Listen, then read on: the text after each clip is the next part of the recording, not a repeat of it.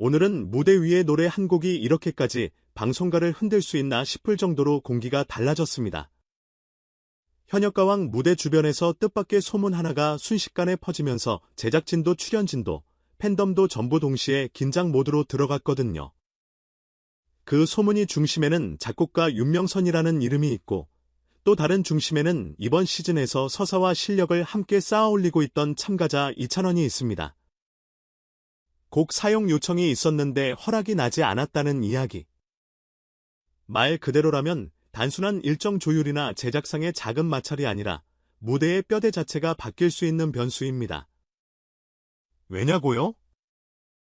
오디션 경연 프로그램에서 선곡은 그냥 취향의 문제가 아니라 참가자의 서사를 완성시키는 마지막 퍼즐이기 때문이죠.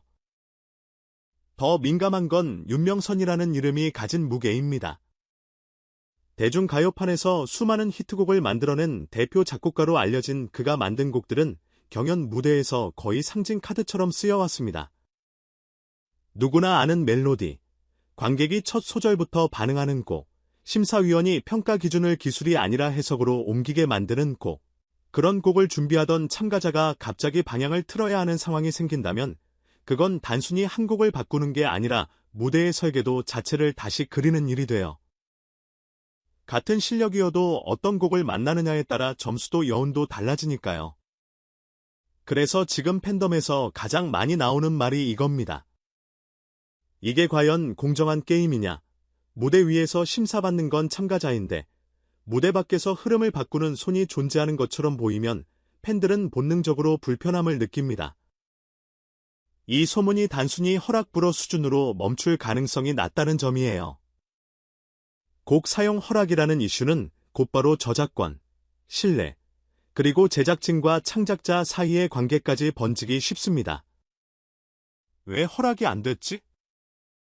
라는 질문이 누가 누구를 배제한 거지? 로 커지고 한번 커진 질문은 다시 줄어들지 않습니다. 특히 이찬원처럼 무대 선택 하나하나가 화제가 되는 참가자일수록 작은 변화도 크게 보입니다. 만약 실제로 해당 곡이 무대에서 빠진다면 팬들은 그 결과를 우연으로 받아들이지 않을 수 있어요. 평가의 결과가 어떻게 나오든 사람들은 마음속에 체크리스트를 만들어 놓습니다. 오늘은 노래로 평가받은 걸까? 구조로 평가받은 걸까? 이 질문이 남는 순간 무대는 감동이 아니라 논쟁이 됩니다. 윤명선 측에서 공식적으로 설명하거나 입장을 밝힌 게 없다는 이야기가 돌면서 오히려 해석이 끝없이 증식하는 분위기예요. 침묵이 길어질수록 사람들은 이유를 상상하기 시작하죠. 원칙이 까다로운 건가? 저작권 관리 방식 때문인가? 무대 콘셉트와 맞지 않는다고 판단한 건가? 혹시 이전에 있었던 어떤 오해가 남아있는 건가? 추측은 추측을 낳고 그 추측은 또 확신처럼 포장된 이야기로 변합니다. 이 단계로 넘어가면 정말 위험해져요. 사실관계가 정리되기도 전에 감정이 먼저 달려가 버리거든요. 그리고 팬덤의 감정이 달아오르면 제작진은 선택지가 좁아집니다. 곡을 바꾸자니 왜 바꿨냐가 문제고 그대로 가자니 왜 그대로 갔냐가 문제입니다. 어느 쪽이든 설명이 필요해지고 설명이 늦어질수록 불신은 더 커져요. 오디션 프로그램에서 창작자의 권리는 어디까지 존중되어야 하는가? 그리고 그 권리가 무대의 공정함을 흔들 정도로 작동할 때 제작진은 어떤 기준으로 균형을 잡아야 하는가? 이건 팬덤의 감정 싸움이 아니라 시스템의 설계 문제로도 이어질 수 있어요.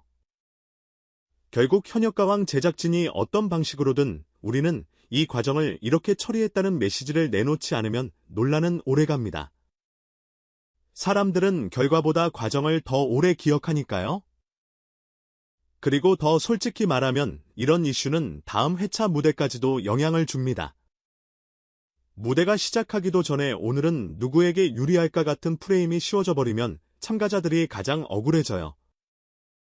그들이 땀으로 만든 무대가 해석의 소용돌이 속에서 가벼워질 수 있으니까요. 방송가에서 정반대의 공기가 함께 돌고 있습니다.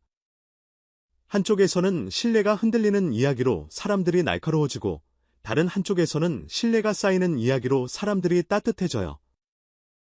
요즘 예능과 SNS를 중심으로 배우 신명타가 아빠로서의 전성기를 맞이하고 있다는 얘기가 조심스럽게 하지만 꽤 강하게 돌고 있죠.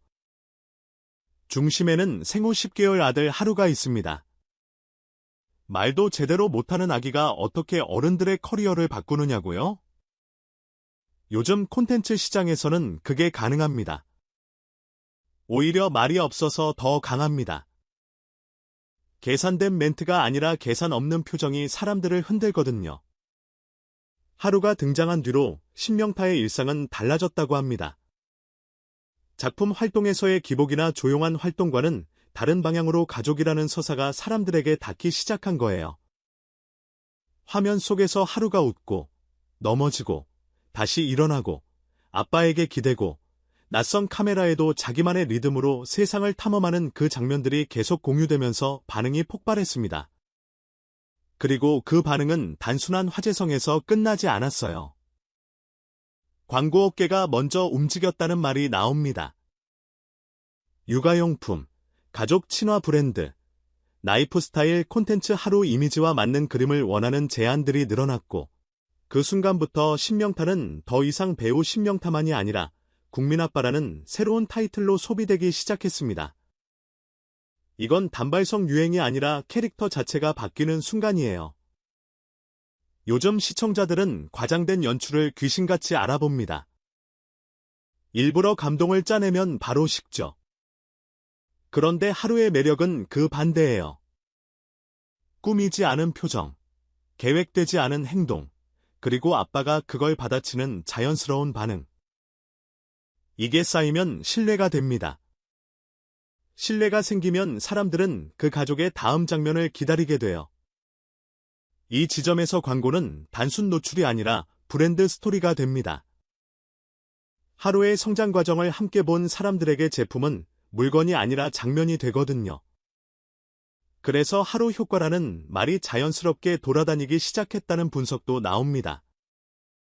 아기 한 명이 만들어내는 파급력이 단기적인 클릭이 아니라 장기적인 이미지 자산으로 작동하고 있다는 거죠. 아이가 중심이 되는 순간 대중은 더 따뜻해지기도 하지만 동시에 더 예민해지기도 하니까요.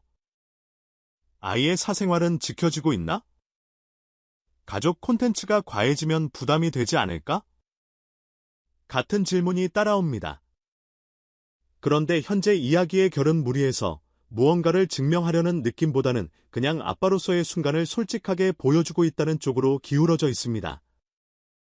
그래서 더 강해요. 억지로 감동을 만들지 않는데도 감동이 생기니까요. 그리고 그 감동이 결국 사람들의 지각과 시선까지 움직이게 만들고요. 신명타의 수익 구조가 출연료가 조금 늘었다 수준이 아니라 장기 계약과 협업으로 안정적인 형태를 갖춰가고 있다는 관측이 나오는 이유도 여기에 있습니다. 손과 무대는 신뢰로 굴러갑니다. 윤명선 논란은 신뢰가 흔들릴 때 어떤 일이 벌어지는지 보여주고 신명타 하루 이야기는 신뢰가 쌓일 때 어떤 기회가 열리는지 보여줍니다. 하나는 왜 설명이 없지? 라는 질문을 키우고 다른 하나는 더 보고 싶다라는 마음을 키웁니다. 지금 시청자들은 더 이상 무대 위에 노래만 보지 않습니다. 그 노래가 만들어진 과정, 그 사람이 걸어온 태도, 그 장면이 얼마나 진짜 같은지까지 함께 봅니다. 그래서 제작진의 대응이 더 중요해졌고 스타의 이미지도 더 섬세해졌습니다.